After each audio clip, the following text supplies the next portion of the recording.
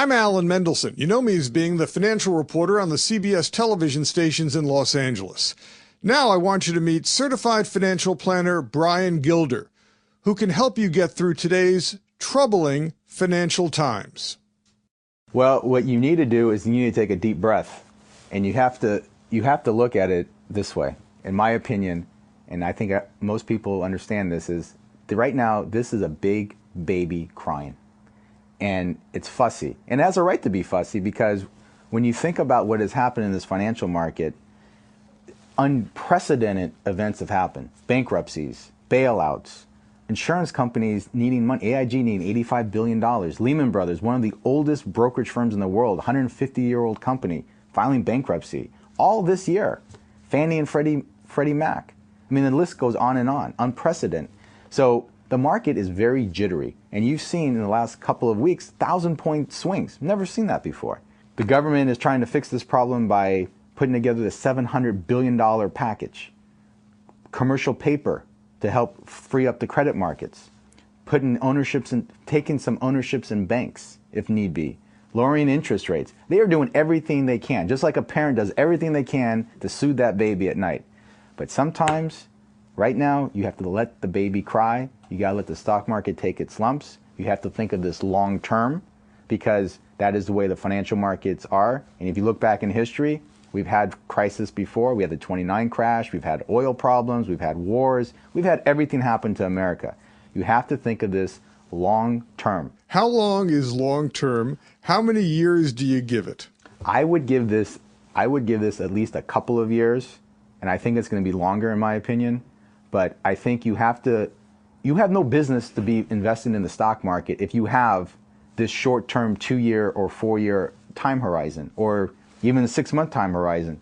So what do you do during the short term? What do you do during the next 2 to 4 years? Well, the first thing I would do is I would go back to the basics, because I think many people have tried to take shortcuts in financial planning over the last 5 to 10 years. You see these newsletters out all the time about quick profits, swing trading. You've seen analysts on TV talking about this is a great buy, this is a good buy. But people have gotten sucked into all this short-term hype of the financial markets. I think you need to take a couple steps back, look at your financial portfolio, and look at the number one thing. Look at your credit card debt. No one looks at this. Everyone talks about how great their investments are. You're earning 10 or 15% in the market, but you have 15 or 20% you're paying in credit card debt. People always ask me, what's the best investment? Credit cards. Pay off the credit cards. Pay off your credit cards. Get that under control. I would also stress to people, keep investing in your retirement plan, especially if your company's matching you. That's free money. Even though the story about the $2 trillion lost in retirement, currently that is, but let's see what that's going to be 5 years from now. Do you keep making regular investments into a long-term investment plan? Absolutely. Long-term. The key is long-term. If you don't have at least, I would say, 7 to 10 years until you need the money from the financial market, you have no business in the market. And there's nothing wrong with keeping your money in CDs or money markets or bonds that are safe, even if you're 30 or 40 years old, because if you can't sleep at night, don't invest in the stock market. You're going to be up really late with that baby. Some people might consider bailing out of their 401ks or their retirement funds because they see those funds dropping in value. Big mistake? Huge mistake. Not only because from the investment standpoint, but you could have tax consequences. And not only tax consequences, but tax penalties, especially if you're 59 and a half or under. Because if you take money out early from a retirement plan, you will be hit with tax penalties. Well, there are some exceptions, but more than likely you will be hit with tax penalties. Everyone's goal is to buy low, sell high. Do you pour money into the stock market now? I would not buy individual stocks. Should people make a lump sum investment now, or is it better to buy stocks over time? It's a debate. There's a lot of debate about that. People say we should invest all the money now because over the long term it's better. I don't believe in that, and the reason why I don't believe in that is because psychology plays different minds on people's. Psychology plays with the mind, because if you invest $10,000 and the market goes down another 15 or 20%, you've already lost. You're down to about $8,000.